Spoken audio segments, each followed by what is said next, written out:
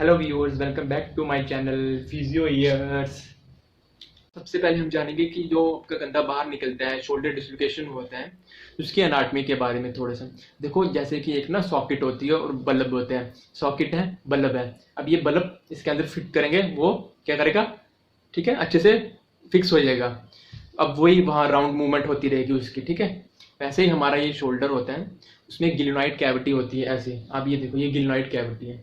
एक बॉल की तरह हमारी बोन होती है, ये जो फोर आर्म में आती है। आर्म में आपकी जो बोन आती है उसका हेड होता है, ह्यूमरल हेड। ऐसे होगा, आगे की तरफ ऐसे गोल होगा, तो ये उसकी शैफ्ट हो जाएगी, ठीक है। ये हो गया गिलिनॉइड, जो आपका स्कैपुला होता है, ये फिट होगा इसके अंदर ऐसे बॉल की तरह। ये मूवमेंट होती है, यही चीज है। आगे की तरफ निकलेगा एंटीरियर, पीछे की तरफ पोस्टीरियर, नीचे इंफीरियर फीरियर, ठीक है।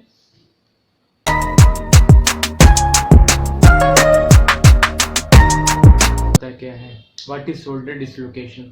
शोल्डर डिसलोकेशन का मतलब है जब आपका कंधा खिसक जाना, एक जगह से स्टेबल नहीं रहना, खिसक जाना, या तो वो आगे की तरफ एंटीरियर, पीछे की तरफ पोस्टीरियर और नीचे की तरफ इंफीरियर।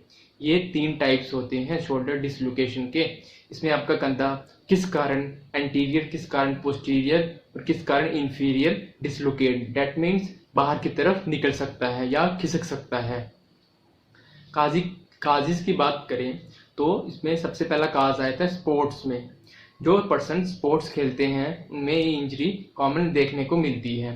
फॉर एग्जांपल, कौन सी जो गेम्स होती हैं, एक तो हमारा हो गया फुटबॉल, वॉलीबॉल, ठीक है। ये 2 गेम्स है जिसमें हमारा जो शोल्डर होता है ये डिसलोकेट होने के चांसेस देखने को मिलते हैं। उसके अलावा आ जाता है ट्रोमा और एक्सीडेंटल केसेस में।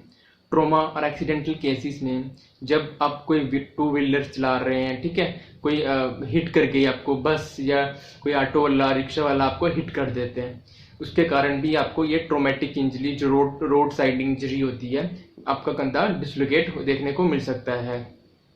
इसके अलावा आ सकता है थर्ड, जो है फॉल के कारण। आप लैडर्स पे चढ़े हुए हो, ठीक है, लैडर्स होगी सीढ़ियाँ पे, आप कुछ ठीक कर रहे हो, लैडर्स पे चढ़ गए हो, तो वहां से हो सकता है वहां पे स्लिप हुए तो कंधे के बल गिरे, वो आपको ये शोल्डर डिसलोकेशन उसके कारण हो सकता है।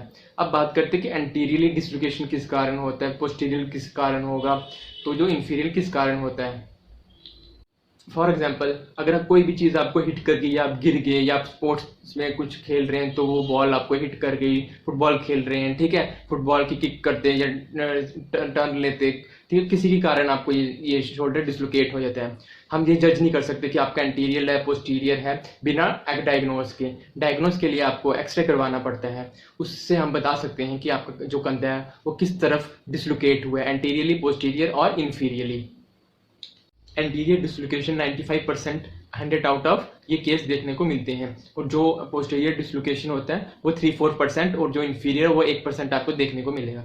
जो एंटीरियर डिसलोकेशन होता है वो होगा किस फोर्स के कारण होता है, abduction and external rotation. Abduction होगी, आपकी जो बाजू होगी, ये आर्म होगी, ये बाहर की तरफ होगी। इंटरनल नहीं होगा इसमें, एक्सटर्नल होगा। एक्सटर्नल का मतलब होता है उल्टा, एक होता है थम्स डाउन, थम्स, ठीक है, रोटेट। ये फोर्स रहेगी। आपको कोई हिट कर गई, फॉर एग्जांपल मैं आपको बता रहा हूँ, ट्रोमा के केस में हिट कर गई तो आपका कंधा आगे की तरफ आ जाएगा।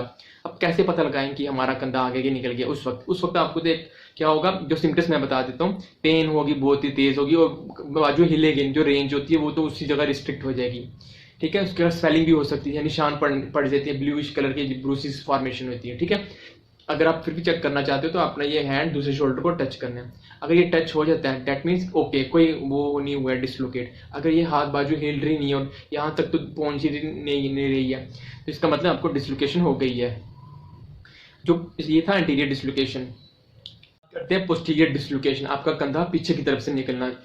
अगर आप चल रहे हो, ठीक है, आगे से हिट कर गई कोई चीज़, वही एक्सीडेंटल या ट्रोमा के केस में, अगर आप हाइट से गिरते हो तो आगे की तरफ आपको फोर्स लगती है, तो ये आपका जो कंधा है ये पीछे की तरफ पुश होगा, तो आपका जो हेड होता है, ह्यूमरल हेड होता है, जो ग्रेनाइट कैविटी के साथ होता है, वो हेड बाहर की तरफ निकलेगा, दैट मीन्स पीछे की तरफ।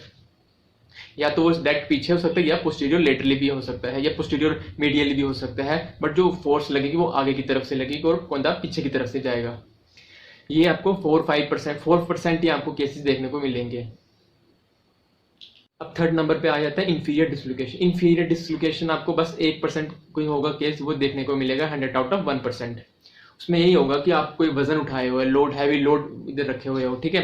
उसमें क्या होगा कि वो आपकी बॉडी जो शोल्डर है वो उतना वजन लोड नहीं ले सकेगी, आपने जर्क एकदम से रख दिया है तो हो सकता है आपका कंधा वो खिसक जाए नीचे की तरफ, ठीक है। ये जो कंधा इंफीरियरली जाएगा, या तो ये इंफीरियर मीडियली आएगा, इंफीरियर लेटरली आएगा, या ये रिब्स के पास जाएगा, ठीक है।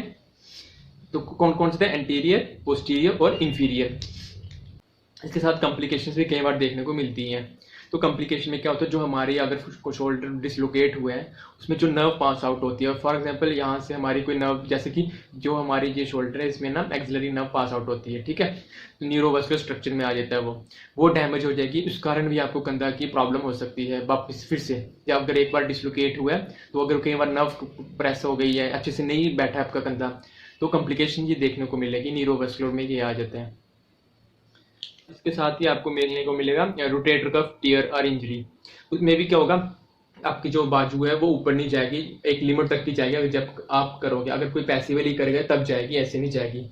अगर ये हुआ है डेट मीन्स का जो आपका कंधा है वो भी सही से ना बैठा है, और शोल्डर में एक और प्रॉब्लम बन गई, वो बैक साइड जो हमारे कंधे को सपोर्ट करती है ना, जैसे मैं बैठा हूँ अब मुझे सपोर्ट किया हुआ कंधे ने, ठीक है। अगर पीछे से जो मसल्स वगैरह सपोर्ट करती हैं, रोटेटर कफ की मसल्स होती है, 4 मसल्स होती हैं, सुप्रास्पाइनल, इंफ्रास्पाइनेटस, टेरिस माइनर, सबस्कैपुलरिस, ये आपके कंधे को होल्ड डाउन करके रखती है। वो भी एक इशू रहता है कि वहाँ पे भी कोई इंजरी नहीं होनी चाहिए। ये 2 कॉम्प्लिकेशन, एक न्यूरोवास्कुलर में आ जाता है एक्सिलरी नर्व, और दूसरा आ जाता है ये जो रोटेटर कफ टियर हो जाता है, ठीक है। सिम्टम्स भी हो गए, कॉम्प्लिकेशंस भी हो गई, काजेज भी मैंने बता दिए किन कारण होता है, स्पोर्ट्स के कारण होते हैं, एक्सीडेंटल और ट्रॉमा के कारण, और फॉल फ्रॉम द हाइट। अब बात करते हैं डायग्नोज में आप जब जैसे ऑर्थोपेडिशियन के पास जाओगे वो आपको ऑन स्पॉट आपको एक्सरे के लिए बोलेंगे, पता करेंगे किस आपका कंधा डिसलोकेट हुआ है। एक्सरे लाएंगे तो वो आप वहाँ पे नोट करके आपका कंधा वहाँ पे फिक्स कर देंगे। कुछ टेक्निक्स होती है उसके अकॉर्डिंग आपको कंधा फिक्स कर देते हैं। उसके बाद आपको क्या करनी है, पेन किलर्स वगैरह दे देते हैं, ठीक है। उसके साथ आप कंधा फिक्स हो गया, आप मूवमेंट तो नहीं होगी, क्योंकि एक फियर भी पर्सन में बैठ जाता है कि वापस मैं बाजू हिला पाऊंगा या नहीं, ठीक है। मेडिसिन के साथ साथ फिजियोथेरेपी भी प्रिस्क्राइब करते हैं ऑर्थोपेडिशियन। उसमें आपको फिजियोथेरेपी लेनी है, फिजियोथेरेपिस्ट को होगा, जो आपकी पेन है वो कम हो जाएगी, स्वेलिंग हो गई है, टेंडरनेस हो गई है, ब्रूसिस फॉर्मेशन हो गई है, ठीक है। आपकी जो मूवमेंट है वो बाजू की जो रेंज है वो उसी जगह लिमिट में हो गई, ऐसे ही है तो ऐसे ही है, आपकी बाजू ऊपर ही नहीं होगी, ऐसे ऊपर होगी बस, ठीक है, बाहर की तरफ नहीं जाएगी। तो ये सब चीज़ें फिजियोथेरेपिस्ट आपको गाइड कराता है, वहाँ पे एक्सरसाइजेस भी करवाते हैं, और पेन किलर जो मोडेलिटीज होती हैं पेन से रिलेटेड वो भी आपको प्रोवाइड की जाती हैं।